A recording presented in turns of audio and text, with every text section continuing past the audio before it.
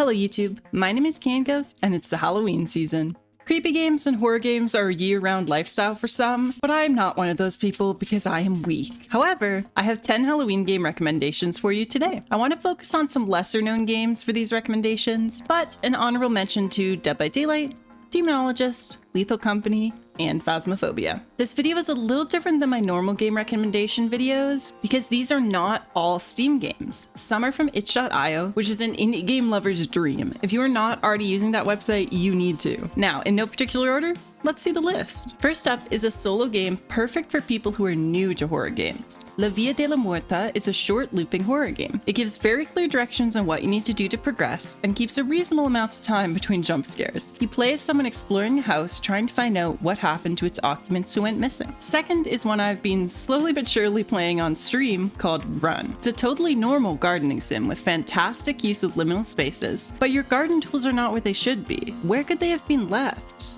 Maybe there's someone around here who knows. Next up is a game I've mentioned in a recommendations video before, but it feels worth repeating. At Home Alone Final has some of the best twists I've ever experienced in a game. I won't spoil too much because it's best going in with as little prior knowledge as possible, but this is an RPG Maker game where you play a young girl left home alone and the doorbell rings. Next up is a game that the lovely Zoe got me hooked on. It's called I'm on Observation Duty. There are 6 games in this series, but the first one takes place entirely through the view of security cameras. You are tasked with spotting anomalies and reporting them quickly enough for them to not affect you. Stay alive until 6 a.m. and don't forget that every single time you play, the anomalies will be different. Then we have a game for anyone who wants something Halloween themed that isn't horror. Pumpkin Man is an arcade-style game with top-down pixel art gameplay, and you star as Pumpkin Man himself. The difficulty ramps up pretty quickly, but your goal is to advance through 20+ levels, including boss fights, as you learn new skills and save the town from the evil monster that took over on Halloween night.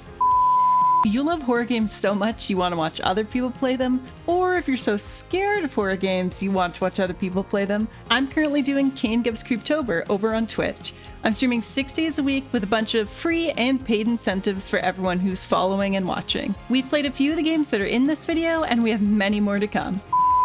Then we have another shorter game called The Supper. I cannot sing the praises of the developer enough, and have mentioned Octavia Navarro in a video before, but this specific game, you play as a little old lady who used to just be the chef at a tavern, until the voice started talking to her. Then we have a game where each chapter must be bought individually, but the base game with level 1 is free. Dark Deception is based on a very simple concept: run or die. With each new chapter, something different is responsible for trying to kill you, but you always end up in that same place at the end. Next up is a game that is more mentally scary than anything, as you delve into the concept of death with speed dating for ghosts. This is a visual novel type game with a bunch of different endings so you can play again and again, meeting and dating a variety of ghosts. The next game is one I tried and failed to play on stream last year because I chickened out, but one day I will finish Summer of 58. It's listed as a walking simulator game as you walk back and forth through an old abandoned summer camp, trying to figure out if it's really haunted and noticing the changes as you go along. Last but not least is a game I streamed earlier this month called Home, a unique horror adventure. If you're a regular here, you already know I adore pixel art games, so I was pretty easily sold on this one, and pretty impressed by it. The main character's obtuseness hurt me a little bit, but the unique aspect is that when you wake up in a house you don't recognize, with no memory of how you got there, the choices you make will determine what the outcome is. Only your decisions can determine just how horrific of an ending the game has. Comment down below what some of your favorite horror games are, or just Halloween-themed ones, and don't forget to check me out over on Twitch if you want even more recommendations as I play Halloween games throughout the rest of the month.